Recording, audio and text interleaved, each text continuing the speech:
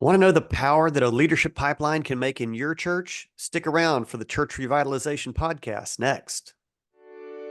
Hello, and welcome to the Church Revitalization Podcast, brought to you by the Malphurs Group team, where each week we tackle important, actionable topics to help churches thrive. And now, here's your hosts, Scott Ball and AJ Matthew. Welcome to the Church Revitalization Podcast. My name is Scott Ball. I'm joined by my friend and co-host, AJ Matthew.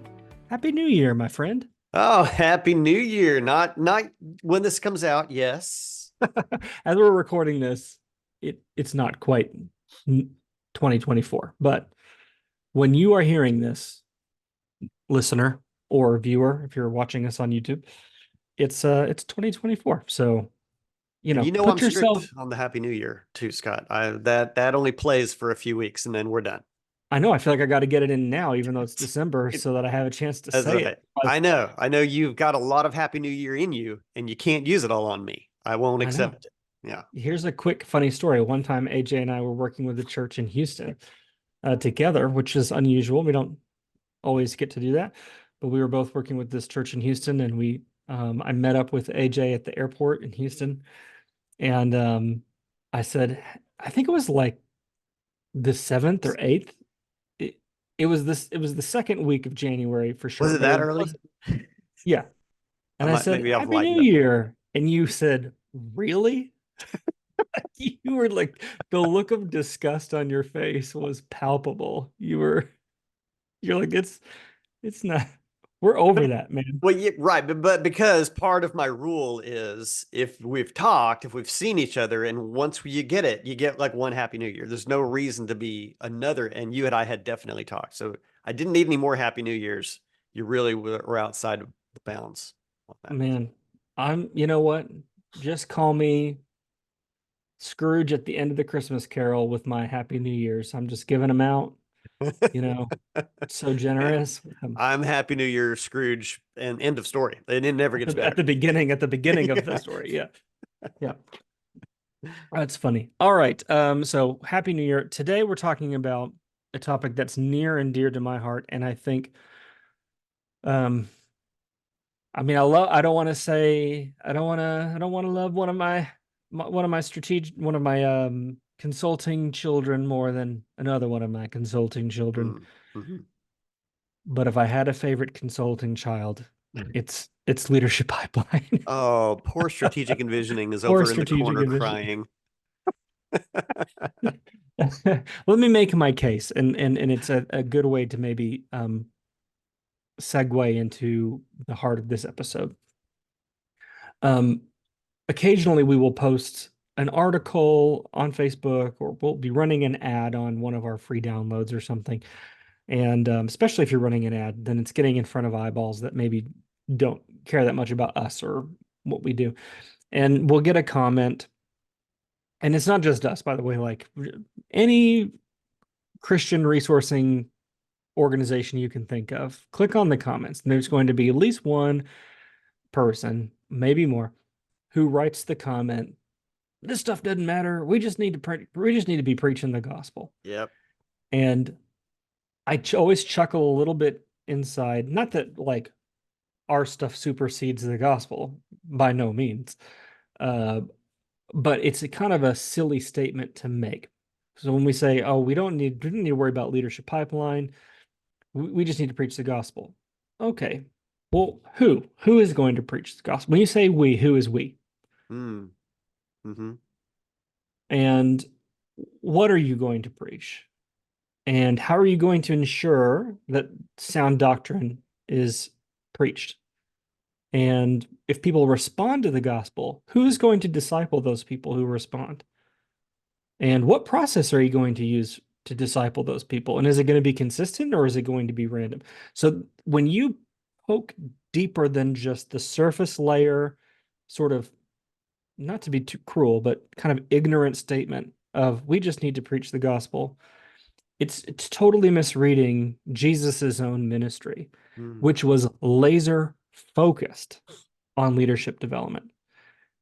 It's like the only thing he cared about for 3.5 years. He willingly walked away from crowds. He was willing to lose followers, happily lose followers for the sake of ensuring he didn't lose the attention and the grasp and the depth with, in particular, the 12, Yeah.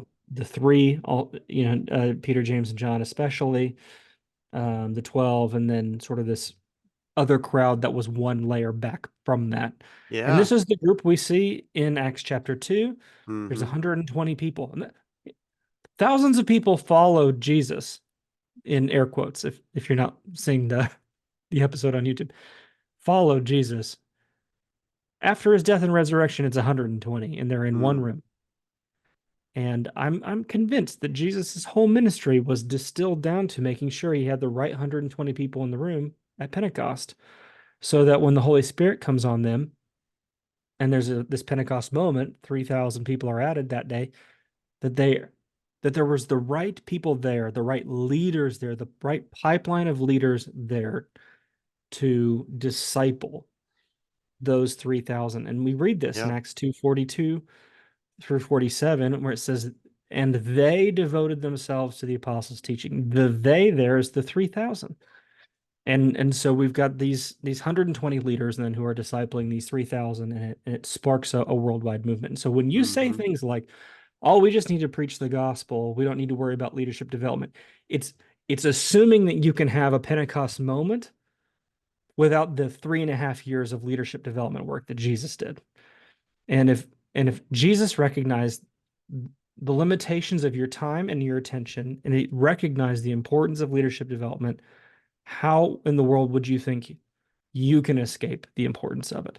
Yeah. And um, that's my Well, case. That's my, yeah. I mean, Acts would have ended at 242 then. They devoted themselves to the apostles' teaching, period, the end. I mean, apparently if that's all that was needed. But you're right. Paul didn't miss this either. Because Paul developed leaders throughout his ministry. And I love this, Scott, that today's episode is number 222 because 2 Timothy 2:2. Are you guys tracking with me here?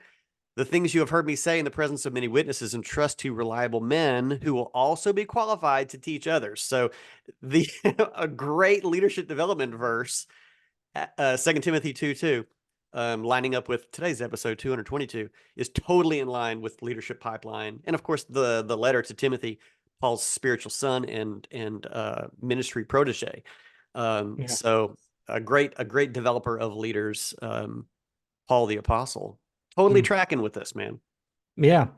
All right. So in today's episode, what I want to do is I want to, I guess I have basically 5 statements that you might find yourself saying, expressing as a problem, or these are maybe 5 problems that you either would think or maybe you would articulate to me if we were sitting over coffee.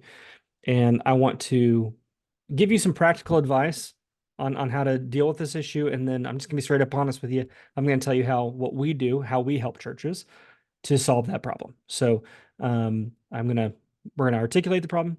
We want to give you some solutions to the problem, and then I want to tell you how we can help you with that problem Hmm. through the lens of our leadership pipeline process. And in particular, if you are on our email list, we have a leadership pipeline cohort that is starting like next week. When this is coming out, it will be next week to you.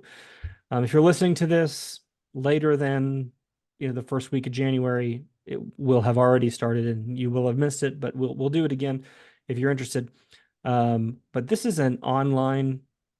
It's online in the sense that we're meeting online. It's not online in the sense that it's self-guided or something like that.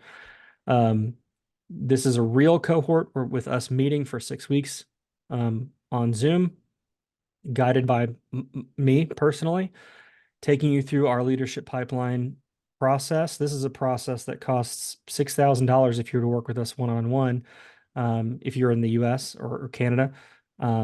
But this is the process that you can do for under $1,000.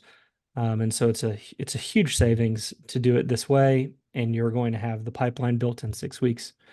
And then I'm going to coach you one-on-one quarterly for a year. So there's a high value here, and I Hmm. want you to sign up. Um, But I also want to give you just practical solutions to these leadership questions. And so we're going to, like we always try to do, our podcast is not a sales pitch. We want to genuinely help you, even just by listening to the episode. So with that said, let's dive in.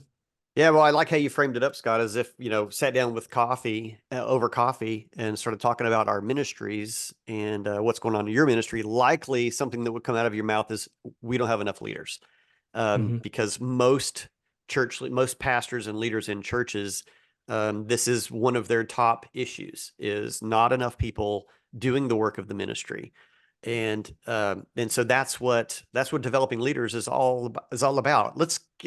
Scott, let's clarify the term, because I Yeah. think a lot of times people hear leadership development and they're thinking about their staff or their key ministry leaders, or their elders, and we use a very broad definition of leaders whenever we talk about this. So what you need to be hearing is developing or increasing volunteers in your church. I mean, people Mhm. serving at all levels. Yeah. Yeah. So we use leaders as a broad blanket term to cover all of those categories. So board members, staff, and volunteers. And we're going to talk about them in different ways, in terms of levels of leadership, which we'll talk more about in a minute. Um, but we're just using the term leaders in a general sense, and that would include a greeter and it would include an elder. Um, so we hear this is maybe the most common complaint that we hear is, man, I don't have enough volunteers. I don't have enough leaders. But uh, here's the problem. Here, it's a self-perpetuating problem. Mm, When you sense that you don't have enough leaders or enough volunteers, you then start to look and sound desperate. So you start to say things like, well, we need 3 people to step up and do XYZ. So your whole communication around volunteering then is around the church needs something, mm, or the pastor or the staff person needs yeah. something. Will you do us a favor? Will you do Yeah. us a favor and will you step up and do XYZ? And so then people, who signs up then? It's kind of 3 categories of people. One, um, it's the people who have the time, and they may not be qualified, but they've got, I guess the best ability is availability. So they're there and they step up. Two, there are some people who end up signing up because they uh, have a sense of an obligation. Hmm. They, like, wow, I feel religiously obligated to do this.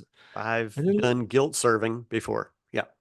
yeah, yeah, and then there are going to be some people who end up feeling like, I'm doing the church, or I'm doing the pastor, or maybe I'm doing God a favor, which is totally the wrong perspective for them to have, and it's the wrong perspective for you to have in trying to recruit volunteers.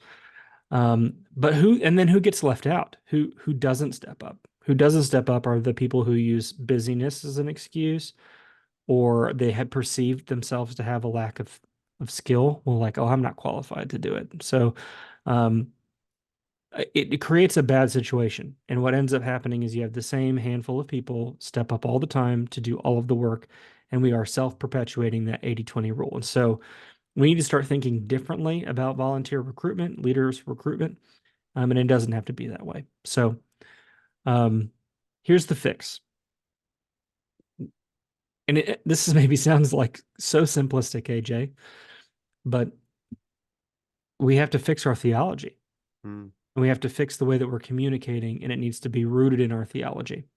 So if I say to you, AJ in particular, or to church leader in general, and I say, hey, we need to have an Ephesians 4 mindset, I would guess that 90% of you listening to this podcast right now would go, you'd know what I mean by that. mm, You'd be like, oh mm. yeah, equip the saints to the work for the work of the ministry, and so on. You would go there. I promise you, in your church, maybe 20% of the people in the pews know what you're talking about when you say Ephesians 4. Yeah. Most of the people do not know that. I mean, this goes back to what we were talking about. What was it, last week or a couple weeks ago you know, more than half of your people don't know what the Great Commission is. I promise you, they don't Mhm. know what Ephesians 4 is. Yeah, your sermon on it in 2018 isn't sticking. It's not, It's it's no, not. they forgot it by the time they hit Cracker Barrel. So, you know, we have to be using Ephesians 4 type language all of the time. We have to start reframing volunteer recruitment away from we need X to you need Y, Y and Z. You have a calling, you have a purpose, you have a role to play within the family of God. Hmm. You have the word in Greek is charismata, but it just means grace gift.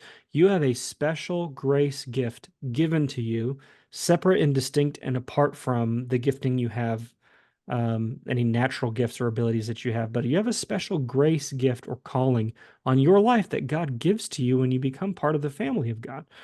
And if that's true, then you need this role more than we need you to fill it. And we have to start reversing that language, and we have to start teaching people. This isn't like reverse psychology. This isn't a mind trick. This isn't a communications strategy. It's proper teaching and theology around what it means to be a part of the family of God. Yeah. And I promise you, when you start teaching this, and like you said, AJ, one sermon 5 years ago isn't enough. This Hmm. has to be a part of our DNA and the way in which we talk about ourselves and the way in which we talk about our church every single week, all the time. And I promise you, if you will make that shift, that one shift alone is going to drastically change and improve your volunteer recruitment strategy and results.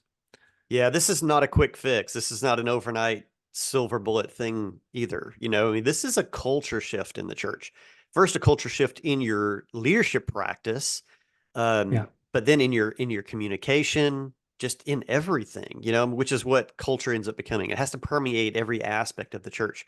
So we're not saying this is an overnight thing. You're going to do this for a few weeks and everything changes. I think there's low-hanging fruit that can be had, and I think there's impactful change that can happen in a short period of time. But I mean, to really, really sink your teeth into it, to really see this have a great effect over, it has to be long term. Mhm. Um, but it's worth it. It's definitely worth it. It's one of those difficult things, to break out of maybe the Lone Ranger mindset, or, a few doing a lot, because it takes time to train. I think we've made that really simple, though, relatively simple. The leadership pipeline process it doesn't take a long time to implement, and it's not difficult to understand. But Mhm. it does take consistency and implementation. So, but yeah, Yeah. So, it yeah, a works. couple interesting things. So, kind of a common thing I hear from churches is, oh yeah, we used to kind of do something like this. And if you have kind of more of a conversation with them, I'll be like, well, did it not work? And they go, no, no, actually, we did have people really responded well to it. Well, why did you quit? I don't know. Well, I don't know why we got away from doing that. It's just that people get distracted or Yeah. whatever. And so, I don't want to minimize the fact that there's like practical things that you have to do in order to make a strategy like this work. But that's what we help you with. We help you with how do we help people understand their calling? How do we build a strategy around that so that people can understand it? How do we bridge that gap from, okay, I understand what I'm called to, and then here's what I actually have to do to get plugged into ministry and into that calling. So I don't want to minimize that there's some real work that has to happen, but at the root of it, it's a language and a theology problem. And if you were to focus on making that one shift, you would see a drastic shift Yeah. in the results. Maybe not in 5 minutes, but certainly over 5 months, and most certainly over 5 years. Hmm.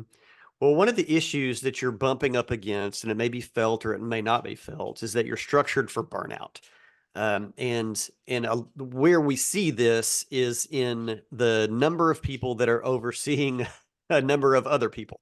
Yeah, just to So clarify, this is now our second problem. yeah, Yeah, yeah. problem number two. Yep. So, yeah, but again, you may not feel this. This may not be something that, in our coffee conversation, you're like, what my problem is my structure is really burning people out. And that if you took a minute and thought about it, you might come to that conclusion or see that the structure is the issue. Whenever you're like, yeah, I mean, I lose people. I've got them for a year or something, and then I can't. They don't stick around. And it's because we're asking too much of too few is the issue. And so That's right. structuring so that we've got smaller spans of control so that people can focus on the most important things using the least amount of time is when we get the greatest then results from that. So it's a different equation than you're used to, which might be a few people doing a lot and hoping for the best. And always living under the tension of, am I going to lose this volunteer over here, or am I going to lose this leader over here? Separating the terms, leader and volunteer for you. But structuring in a way in which any one person's span of control is manageable for them is groundbreaking. Yeah, I mean, so what you might, if we were having that coffee conversation, what you might communicate to me is that you feel like you're on the edge of burnout, or that you have volunteers who have quit, or staff who have quit, or if you've got high turnover among your volunteers or your staff and people are burning out or failing out of ministry, or volunteer positions. And so you might notice sort of the symptom, but you may not kind of know the root cause of it. And structure is almost always a key component of the burnout equation. And so you might be thinking, I'm not, it's not that I have too many people that I'm overseeing. I could take 5 or 10 more volunteers right now and I wouldn't burn it. Listen, if you had 5 or 10 more volunteers than you have right now, in all likelihood, you maybe could manage them technically, but you would either stop investing in the leaders you have so that you can onboard and start pouring into these new volunteers, or the new ones would never really develop. They'd be stunted from the beginning because you only have so much capacity.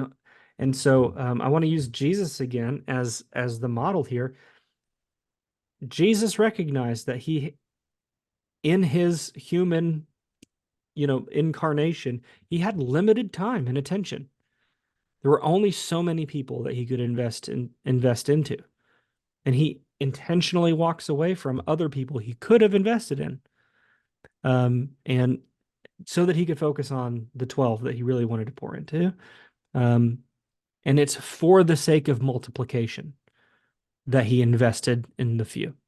It's for the sake of the many that he invested in the few. If he had tried to invest in everybody the equal amount, we wouldn't be where we're at right now. So Jesus knows what he's doing. And if you think you can out leadership develop Jesus's strategy, you got something coming. That's not how it works.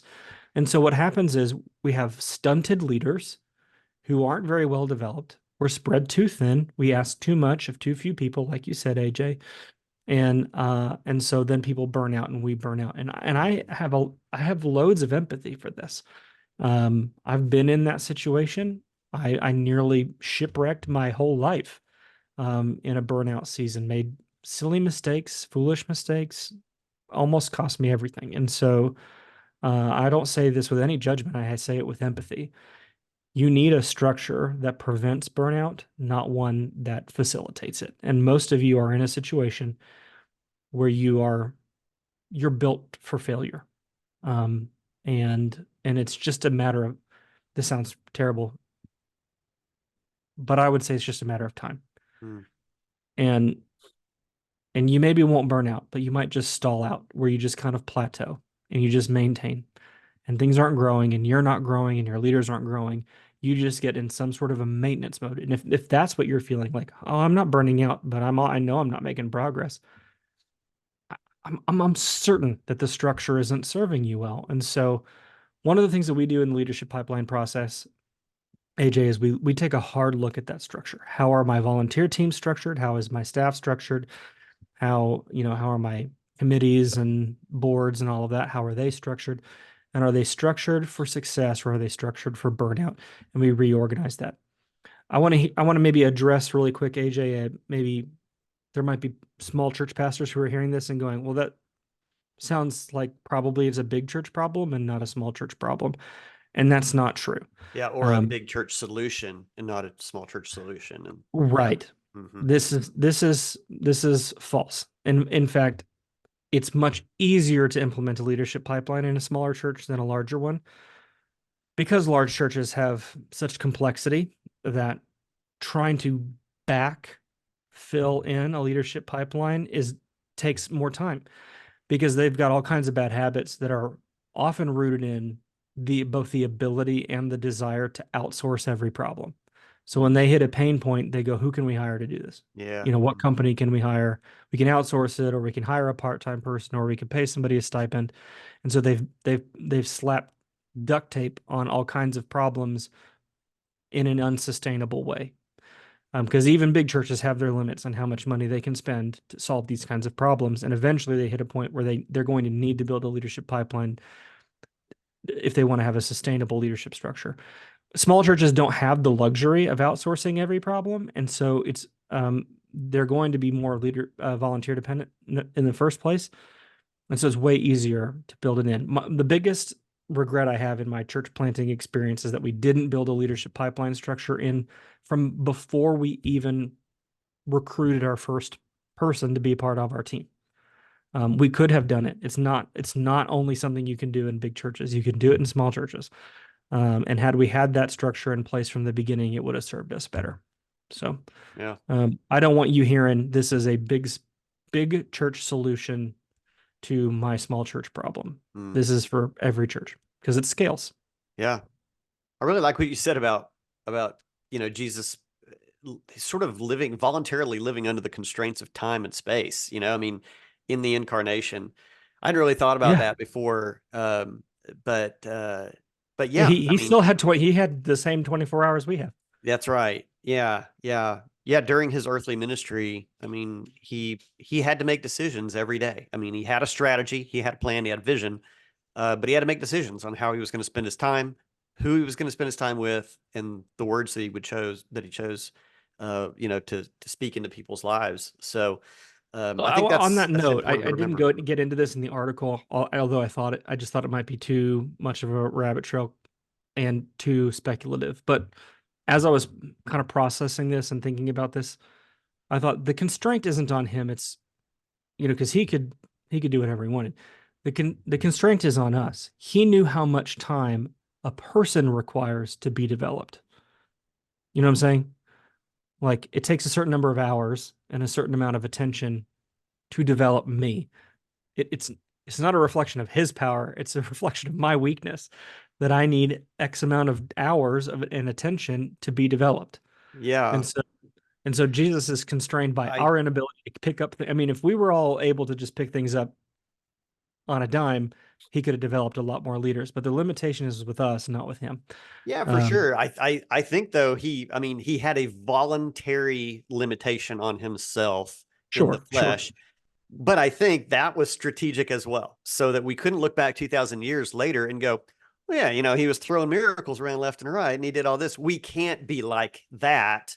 And he's like, you know what? You can't, because I did it too. I limited myself to be like you so that I could show you that you can do this also. Yeah. Well, that's a little bit like his baptism. It's like, did Jesus need to be baptized? No, except in as much as to model for us what it means to be like and to follow Jesus. Yeah. So. Yeah. And I think he was an adequate model. I mean, the word adequate, adequate. He was a good, as a model for leader, for being a leader. He was able to adequately demonstrate that our weakness isn't a limitation in that. We can do it too. Yes. Right. Yeah. Fair. All right. Next piece. Okay. Scott, you're kind of calling this leadership philosophy. But I mean, it's kind of defining how are we going to process and define what a leader looks like, the functions that we believe they need to be able to embody. And so that, because if we're saying, let's develop leaders, let's develop a process, a pipeline, a structure for leaders, we have to define what a leader looks like. What do you even mean by that? Yeah. That's, I cannot tell you. This is another one of those things where we just have, discipleship is this way, leadership development is also this way. Yep. We're all just operating under an assumption that whatever it is that we're thinking is the same thing that everyone else is thinking. Exactly. So if I were to sit down with all of the whatever your senior leadership board is, elders or deacons or church council, and I were to ask them, what does leadership look like here? Not what is leadership in general, because I think that's pretty subjective. Or I'd be like, what does it mean to be a leader at First Baptist Church, at First Community Church, whatever your church? What does it mean to be a leader here? How many different answers? What would I get? As many different answers as there are people in the room? Probably. And that's a problem. It's a problem, AJ, because how can you develop someone to a standard that has never been articulated? Yep. Yeah. With What am I consistency and aspiring to? repeatability. I mean, at best, I might get some biblical passages referenced, and that's not a bad thing. Those are good things. Start. Yeah. A great start. But it's going to take probably a little bit more nuance than that for people, or at least an explanation of what that even means. Because I don't know if you've ever like taken a tour around the internet, but there's a bazillion different ways of interpreting those same passages. So what does it mean at your church? What's your understanding of it? What's your theological understanding? Yeah. How clear are we on that? So by leadership philosophy, I really mean that. Like you need to know, you need to set a standard. This is what leadership looks like here for us. The language we use with churches is defining a set of core competency. So what does it mean? What character qualities are we looking for? What leadership skills are we looking for? And then we need to define that by level. So, as a level 1 leader, what does that look like? How can I know I'm being successful in my level of leadership? And also, what would it mean for me to take that next step as a leader? What qualities do I need to cultivate within myself in order to be successful at that next level of leadership? If that's not clear, don't expect people to be growing, because you cannot grow to a standard that isn't articulated. Absolutely. Speaking of growing, that's kind of the next point also, is that leaders are not growing.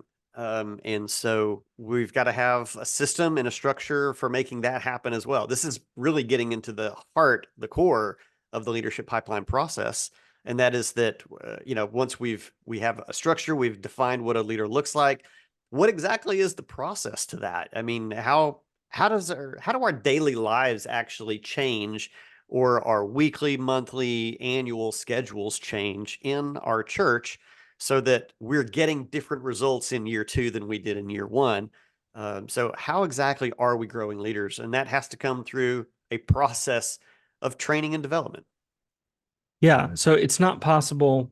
I mean, it obviously starts with a structure, and it starts with defining core competency. And that's something we work with you on in a leadership pipeline. But then, yes, what you're at the end of the day, those things are theoretical. There's like the real sort of incarnational meat space work of helping people grow into that structure and up to those standards. And if you don't have a process for that, it's not going to happen. It's not going to happen by accident. It's not going to happen just organically or by osmosis. It has to happen with real intention. The analogy I used in the article is about like a professional sports team. As regular listeners to the podcast may know, I'm a big Dallas Cowboys football fan. I'm been very depressed about their losses the last 2 weeks at the recording of this podcast. They just lost to the Miami Dolphins on Sunday. But they call it the off season. When the season's over, and depending on the team, might end in January, might end in February. But when that little season of time from winter up until early summer, they call it the off season. But there's not really any off season. There's like a whole rhythm to it. There's an off season training program, and they're supposed to come in, and they're supposed to do weights, and they're supposed to do this. And like, if you're going to be a successful professional athlete, there is no such thing as the off season. You're just in a different season. Likewise, we sometimes think about leadership development in these little spurts in church. Like, we had a training meeting, or we had a workshop, and it's just these sort of one-off things that we do as if we can fill in the gaps on our own in the meantime. And that's not how it works. You need a real system for leadership development that is ongoing and that is continual and that is intentional of assessing, training, and launching leaders. And so one of the things that we focus on hard in the leadership pipeline process is helping you to build out that system so that you can develop that rhythm in your church with your volunteers at every level, and also with your staff and with your elders and so on, so that everyone is being developed on a continual basis all the time. And that's the only way you can really be successful. So, the last thing so again, we're having this coffee shop conversation, and you might be still lamenting the issues that you have in your church, and we have some discussion, and you're like, okay, yeah, I guess, maybe I'll do that this year. Maybe I can make that happen.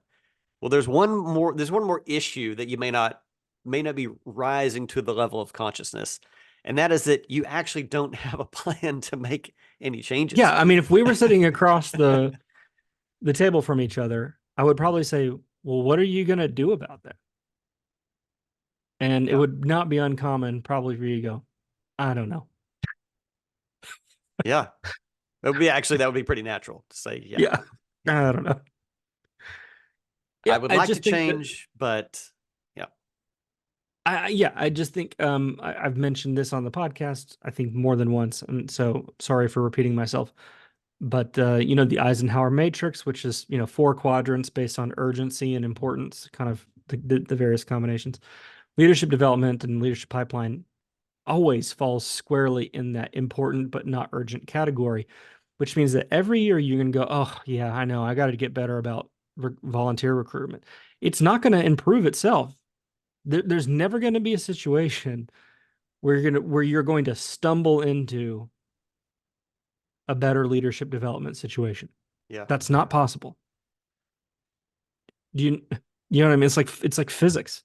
It's like, unless you put the energy into it, yeah, that's you're right. not going to, otherwise you're going to fall victim to inertia. Mm-hmm. And it's going to devolve into more and more chaos. It's not going to suddenly organize itself into a pipeline. That's not possible. So if you're thinking, oh yeah, I'm going to get around to that, it's just going to happen. It's not going to just happen. Not possible. We believe in intelligent design, and it is required for a leadership pipeline. Yes, the chaos, Right. Yeah, the atmospheric chaos surrounding you at church normally is not going to organize itself into... Yeah, it's not going to evolve into an actually organized system. No, it's going to devolve into more and more chaos, right? Yeah. So this is maybe the strongest case I want to make for why you need to do something like the leadership pipeline cohort and sign up for this. We have a plan. Now, every church is different. You might be going, well, how do I know your plan is going to work for me? Because my plan doesn't accounts for variance in plans. Like it makes room for nuance, and your church is going to be different from another church, and you're going to apply things slightly differently. Your pipeline is going to be built slightly differently. It's not, my plan is not prescriptive in that way. It is prescriptive in terms of steps you need to take. You're going to take this step at this point. You're going to take this step at this point, and you're going to follow my timeline that I've made and that I've executed with many, many churches. And by the end of a 1-year timeline, you're going to have a leadership pipeline in place. And much, much, much, much earlier than that, you're going to have all of the key pieces in place. But it just takes a whole year to roll it out fully. But the key points you're going to have in place. And if you follow our timeline, you're going to have a lot of it in, I'd say, 6 months or less. You're going to have the main things in place. And we're going to do a lot of in the cohort. This is actually an advantage to the cohort from doing it one-on-one, is we're going to be doing a lot of the work together. We're going to be working on things together. When I'm working with the church one-on-one, I'm coming in a 2-day span. There's certain things that we can do in 2 days. There are other things that take more time. In the cohort, we're spreading it out over 6 weeks, so we're going to be able to do more kinds of things together. So I guess what I'm saying is, if you've listened to the things we're talking about and you're going, oh yeah, I have those problems, what are you going to do about it? What plan do you have to fix that? And if you're thinking it's just going to come together on its own, I don't know what you've been smoking. When has that ever happened? Name another time in your ministry where it just kind of came together. What is Do we have a simple web address for this, Scott, for the sign up? Or is it I know, complicated? well, I don't know how simple it is, but I won't fumble it like I have in Okay. previous episodes. It is malphursgroup.com/pipeline hyphen cohort. Pipeline dash cohort. Correct. Malphursgroup.com/pipeline dash cohort. You Yes. can, if you're on the mailing list, that was in the link. If you go to malphursgroup.com/222, today's episode article, there is more than one link there for you to click on. So that would be the easiest way. Correct. Go to Yeah. malphursgroup.com/222 and click the link there. Yes. And sign up for this thing. And if you're like, I don't have the money for this, email us. I'm not saying it's name your own price. I am saying if you're thinking, I need this, but I can't pay full price, we Or I need might, a couple of payments. Yeah. or you needed a couple of payments, or fine, we'll do it.